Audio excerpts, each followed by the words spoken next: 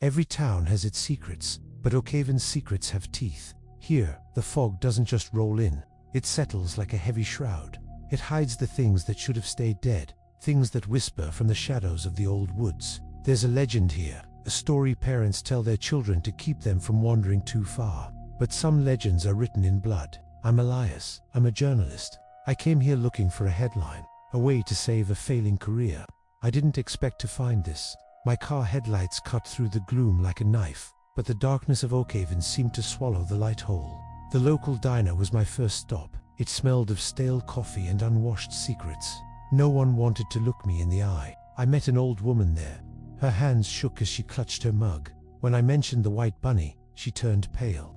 "It's not just a rabbit," she whispered. "It's the town's penance. It's been waiting for you to come home, Elias." She pointed toward the black silhouette of the forest. Her finger was trembling. I felt a chill that had nothing to do with the weather. Back at my motel room, I began to piece it together. Missing persons, unsolved deaths, all centered around one impossible figure. Sketches from the 50s showed a small white bunny, but the eyes in the drawings were always a piercing, unnatural red. I had to see it for myself. I ventured into the woods that night, the vintage camera around my neck feeling like a lead weight. Suddenly, a flash of movement. Something white darted behind a tree. My heart hammered against my ribs like a trapped bird. I followed the trail of broken branches and strange silence to the ruins of an old schoolhouse. Deep in the thicket, the air inside was thick with dust and rot. On a discarded desk I found a photograph. It was old, curled at the edges. It was me, a child, standing next to a boy I barely remembered. He was holding a toy rabbit, the same white rabbit.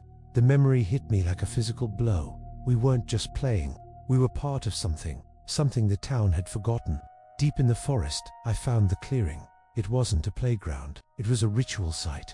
Strange symbols were carved into every trunk. Then I heard it, a sound that shouldn't belong in the wild. The screech of metal scraping against cold, hard stone. I ran. I didn't care about the story anymore. I just wanted to get out. But the woods felt like they were moving, closing in. I tripped and fell into a moonlit clearing. And there it was, small, innocent looking, except for the eyes, and the hook. In its mouth was a rusted metal hook, dripping with a thick, dark liquid. It didn't look like a beast. It looked like a judge. A flash of light not from my camera, but from my mind. A distorted memory of a ritual gone wrong. A child sacrificed for the town. The bunny wasn't an animal.